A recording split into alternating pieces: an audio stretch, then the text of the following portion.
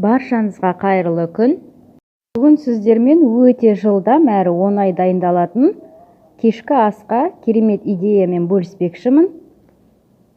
Ол үшін ең алдымен тауық етімізді туралап алып, оның үстіне 2 ас қасықпен томат пастасын саламыз, және де 3 сарымсақты теркадан өткізіп қосатын боламыз.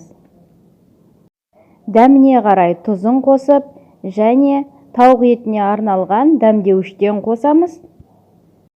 Және оған қара бұрышымызды қосамыз. Барлығын араластырып, бетін жауып, тұндырып қоятын боламыз. Достар, менің каналыма тіркеліп, қоңырауша белгісін басып қоюды ұмытпаңыздар. Сіздерді әр елдің тағамдарының рецептімен бөлісіп отыратын боламын. Ендігі кезекте көкөністерімізді турайтын боламыз. Картоптарымызды әдемі қылып турап, немесе пышақтың көмегімен турасаңыздар да болады. Асыққан мезгілде өте керемет идея. Барлығын турап пешімізге сала саламыз. Бар болғаны сол ғана. Барлық керекті заттарды описание бөліміне жазып қоятын боламын. Және де ішіне үйіңізде бар көкөністерді қосып жіберсеңіздер де артық етпейді, өте керемет болып шығады. Ыдысымызға фольганы төсеп, үстіне көкөністерімізді туралап сала беретін боламыз. Ендігі кезекте сәбіздерімізді де видеодағыдай туралап, әдемі қылдырып, өзіңіздің фантазияңыз бойынша сала берсеңіздер болады. Және де болгар бұрышында туралап, оны да ыдысымызға салатын боламыз. Достар, сіздер де дайындап жасап көріңіздер.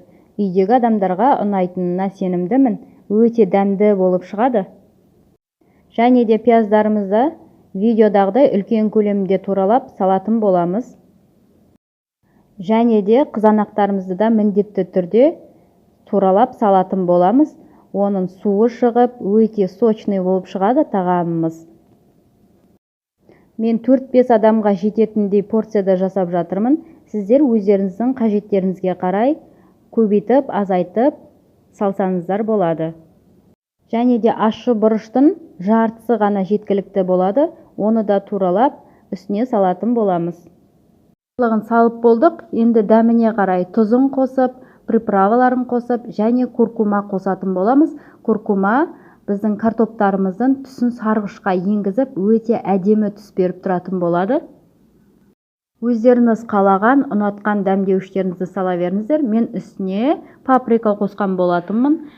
Және қара бұрыштан да қостым. Енді барлығын араластырып, видеодағыдай салатын боламыз.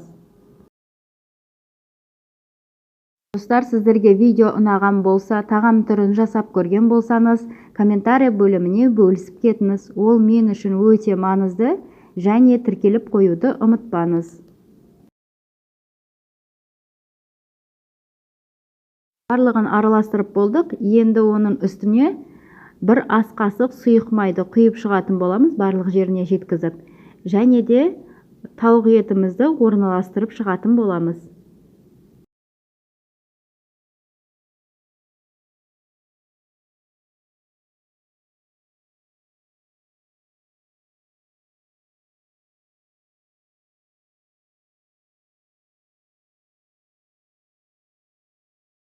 Енді тағамымыздың бетін фольгамен жауып, 200 градуста 40 минуттай пісіріп алатын боламыз.